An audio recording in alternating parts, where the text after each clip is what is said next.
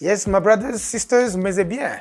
Yours truly Coach Gael, ahanga inshuti yanyu murakoze cyane kongera kunyemera kwinjira mu telefone yanyu mu nzu zanyu tukaza kongera kuganira. Uyu munsi ni cya kiganiro nkuko mu bisanzwe ku Abavip TV, ikiganiro cya buri munsi kitwungura ubwenge mu kwiteza imbere ndetse na business. So uyu munsi tuzaganira ku kintu abantu bashaka bibaza batajya bakunda guha agaciro ko gifite akamaro kandi gikomeye cyane.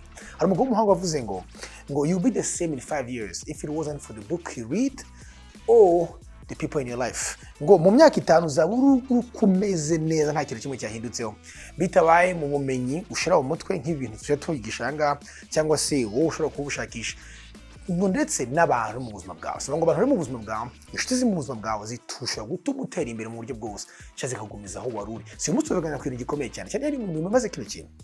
Yo umuntu nka Warren Buffett ari kumwe na Bill Gates.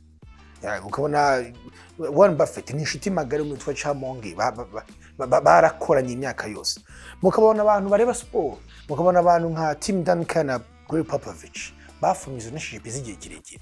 Mukabona abantu bareba American football nkanje abantu bazi nka team yatsinze ibihe byose ariyo yahana ku Chile ntuye Patriots toza wayo nako abantu bareba bari mu quarterback witwaga yarahavuye yitwaga ndagizina right now Tom Brady rakoze Kenny hamwe na Grog abo nabantu bakoranye cyane igihe kirekire. So why is friendship igihe kirekire abantu bamara igihe kirekire zikatuma bose ba successful zishatse kuvuga iki? Niyo mpamvu uyu munsi turaganira hari inshuti zawe ufite mu buzima bwawe zishobora kuba ziraguhiriza kwinjira mu buzima bwawe, akaba n'izindi inshuti zifite mu buzima bwawe right now wakwiye kuba uri kumwe nazo ndetse ugomba kumeza nabo. So niyo mpamvu uyu munsi nshaka tuganire gatoya ku kuntu umuntu agira inshuti, ku kuntu umuntu agenda ahindura inshuti, hamwe n'ukuntu ugomba guhitamo inshuti nyazo zagufasha gutera imbere. Kino kintu gikomeye.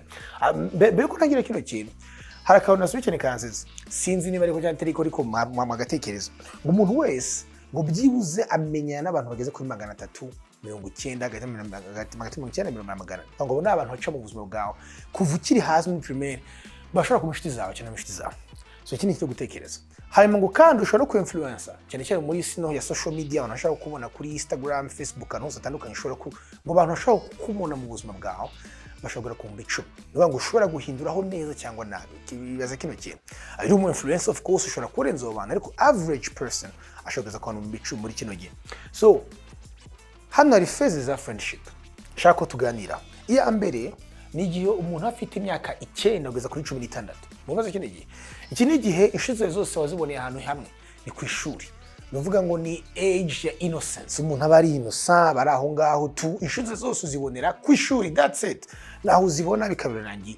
Hanyuma sasa ukagera ahantu muri phase ya kabiri 19 ariho abantu benshi nibaza bakurikira icana ariho bari actually 60% abantu bari icana bari hano hantu. So abangaba ni abantu sasa bari muri phase ni discovery n'abantu bagerageza kurasha kwisobanukirwa kwimenya, you know. Bene abantu bakuriza inshuti hehe bazikura ku ishuri of course, muri college, ku kazi se, muri party, muri sport bakora ibintu bitandukanye bakunze. So niho izo inshuti ziva kenshi. Nuvuga ngo muri phase ya kabiri discovery niho abantu benshi baba experimenting ibintu bitandukanye. Abantu batangira gusohoka nubwo bajyayo batangira kunywa nubwo bagwa no kushaka gukorera utuntu twinshi dutandukanye. Parties niho ziyongera, fun niho bikorerwa. So hano inshuti nyinshi mumenyana hano ni inshuti muhurira muri ibyo bintu cyane cyane. Amaze twagera kuri phase ya gatatu. Phase ya gatatu rero niyo nize phase ya purpose. Umuntu amaze kumenya kwisobanukirwa mu myaka 30, inshuti nyinshi ahangaha uzivana wenda mu kazi cyangwa se zo mushaka gukora na business cyangwa se noneho uwo mushaka kuzubaka nawe ugatanga creating ubushuti aho ngaho. So ubu ubushuti butangiye kuba serious. Okay? So nuvuga ngo izi nizo phase z'ubushuti. Aho ushobora kumbaza sasa ni gute coach umuntu twakiranaga biye ahangaha turi kumwe twumvaga ibintu kimwe bimeze cyose neza 100%. Ubu ngubu kuki tutabasha kuba turi kumwe kandi urubikana nta kintu mwapfuye ntago ntamuhamukiye undi nta kiriko uyu muntu waha ni mwe mukiri kumwe na cyangwa se umuntu muri kumwe hanga mukamutekiri kumwe niki cyabaye. So iki kintu cyane ku kintu cya kabiri cy'ukuntu ubushuti bw'evoluwa cyangwa se relationships iki ni kintu gikomeye. So nuvuga ngo abantu bahitamo inshuti kubera ibintu bibiri.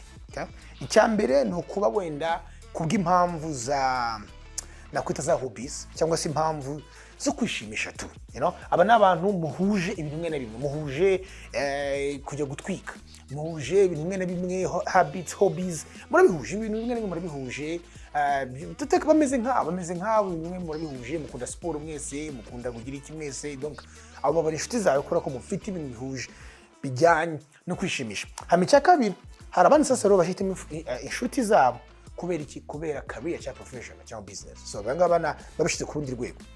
So ni abantu sasa bangaba bamaze kwisobanukirwa, bazi icyo bashaka kugira mu buzima, no agatangira gupanga inshuti ze bitewe n'icyo zamufasha, kuko bahuje vision, bahuje ibitekerezo, bahuje ibyo bagomba gukora, bahuje ibyo bakora kugira ngo bashiramo imbaraga.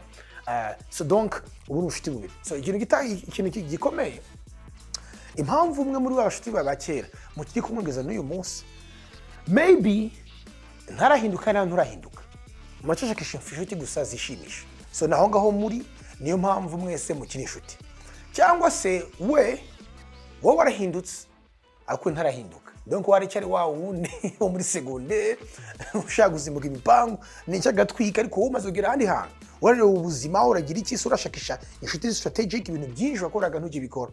So icyo gihe urumva niho hantu abantu bahita batandukanira, ariko nuko uko abantu mushizo very important. Akandi kantu gakomeye no sasa, reka tugire sasa, ese niziye inshuti umuntu akeneye, niziye inshuti nabahe bantu ukeneye mu buzima bwawe? Ubwo nahoze mbabwira abantu ba mbere ba amazina akomeye, actually abantu benshi banazi yuko buriya umuntu nka Mark Zuckerberg yigiye kuri Steve Jobs, you know. Donc relationships nk'izo ngizo zagiye ziba mu friendship, nazo zivamo ibitekerezo bikomeye mu gutera imbere. Think about this. So nabahe bantu niziye inshuti ukeneye mu buzima bwawe kugira ngo ubashe gutera imbere? So hari ubwoko butatu bw'abantu buvuga, hari ubwoko butatu bw'abantu buvuga iyo urebye mu buzima bwawe ubona, okay? Abantu ba mbere ni abantu bari above you, aba ni abantu bakurenze, okay? Bene abantu bakurenze ni abantu ubona kabisa, ukabona ibyo bafite, ibyo bagezeho birenze ibyo ufite n'ibyo wagezeho, urifuza kuba waba bo cyangwa wagira aho bageze, okay? Very important, abantu bari above you. Cya kabiri, hari abantu bari ku level yawe. Aba ni abantu mwese mufite business zimwe, mwese mufite akazi kamwe, mwese mufite ubumenyi bumwe, cyangwa se mwese murakorana mu ntuze runaka, donc muri ku level imwe, cyangwa se muri abanyeshuri muri university, okay? Muri ku level imwe, abangaba barahari. Hanyuma abandi ba gatatu nabari hasi yawe sasa.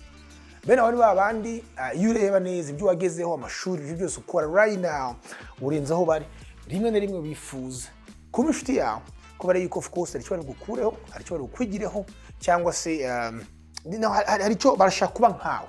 Very important.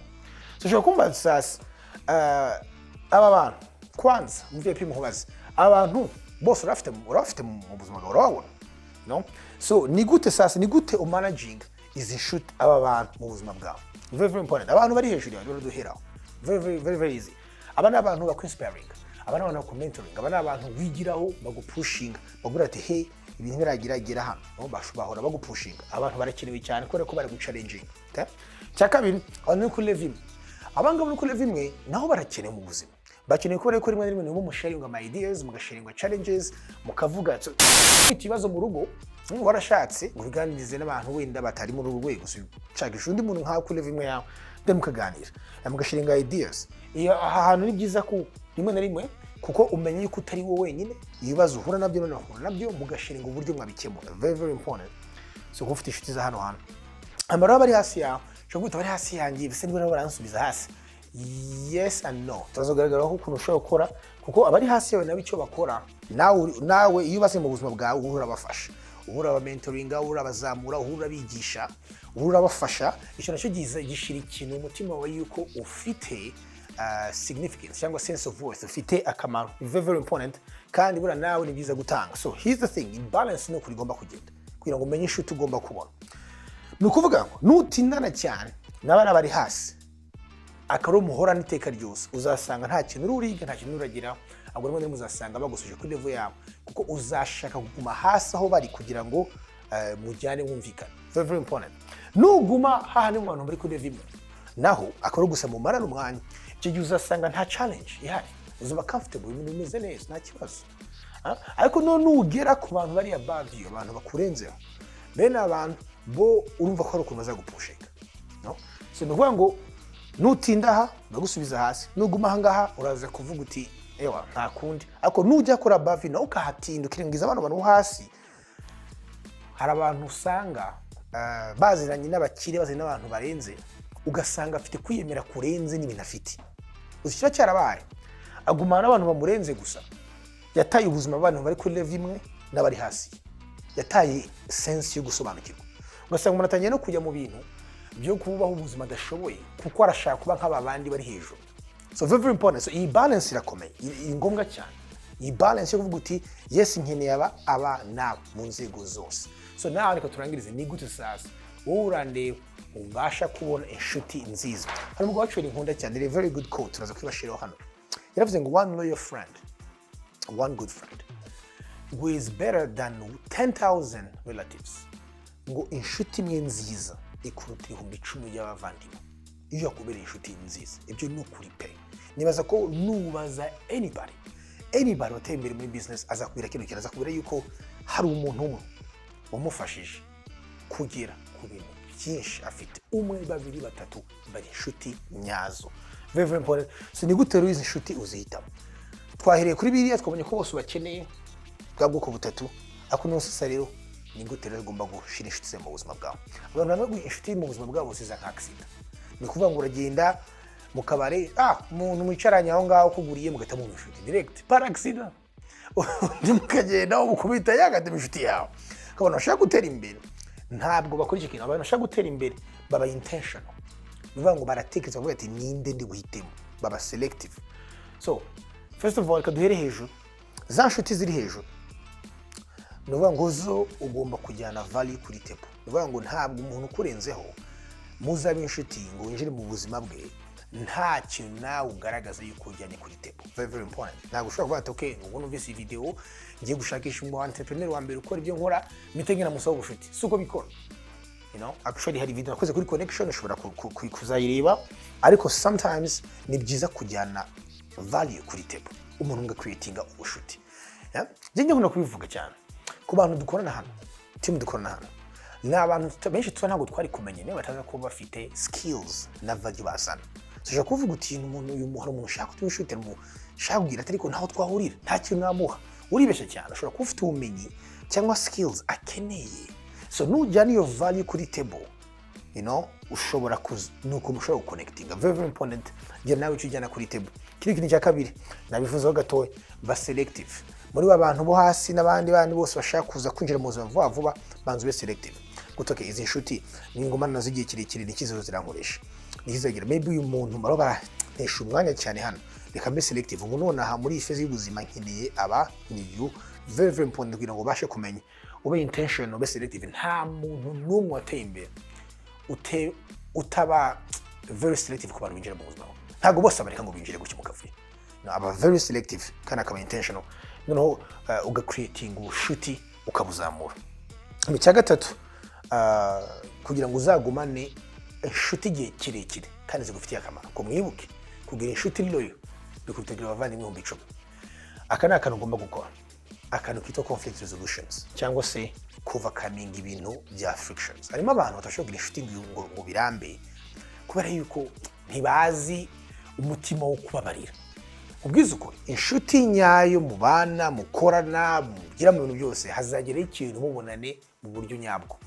Hari igihe muzashwangana, hari igihe muzagongana, hari igihe abantu bari iruhande bazaza bakabateranya ugasanga hari ibintu uramwibazaho nawe kwibazaho bitari byiza. So kugira ngo ubushuti bugumeho nuko umuntu nitaye bigger person rimwe na rimwe, kandi nawe nakubwira umunsi ushobora kubura umwe muri abo bantu kine kubafata telefone ugahamagara wa muntu ukamusemba bazi niwe warakoze ikosa, cyangwa se nawe biba bigger person niba wibaza ko ukoreye amakosa umuntu mugare kuri table muganire mu birangize, kuko nta relationships na zimwe zishobora gukomera zitaje mu tutubazo. So niba ufite umuntu uri mwakoranaga partner, umuntu mwakora muri career, umuntu mwashobora kuba mwaraganiraga mukorana ibitekerezo n'ubwenge ariko akabaraje magatotsi ari ukabona yuko mukeneye kubona yuko hari ibintu mwahuzagaho muhuje ibintu byinshi, maybe uyu munsi ugomba kwiga kino kintu. Umuntu wese ateye imbere hari utubazo twabaye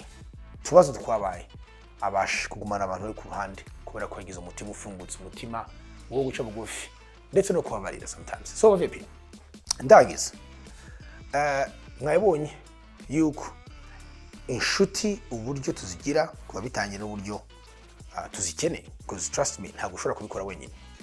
Kandi inshuti, hari inshuti ubona kubw'impamvu zije gukora ikintu runaka mu buzima bwawe zigenda zigenda, ngo they come for a reason. Hakaba abandi baza for a season, abandi baza mu gihe runaka ariko icyo gihe cyarangira kikagenda, uba mushimwe mufite muri segondere zari kiragiye, no mwasangiraga amandazi birangije fini. Hakaba n'inshuti za lifetime, inshuti mugumana mwari muri kumwe igihe cyose. So loyal friends, so very important. Zamura standard, ube selective, ube tugumana, kuko bizagufasha mu buryo bwose bw'ubuzima bwawe, mu buryo busanzwe, mu buryo bwa business, mu buryo gutera imbere. So please wibuke, uzaguma uri ibitaza kuba ubumenyi wiga cyangwa se inshuti ifite mu buzima. Ndabakunda cyane. Please follow us ahantu hose Coach Gael ku social platforms yanjye, hama Abavip TV on YouTube. Hanyuma of course, if you like this message bayikunze, nta ikintu dukora n'ibiganiro byo kwiteza imbere, entrepreneurship na business, please like, subscribe, hanyuma you sharing. Peace, God bless, na ubutaha.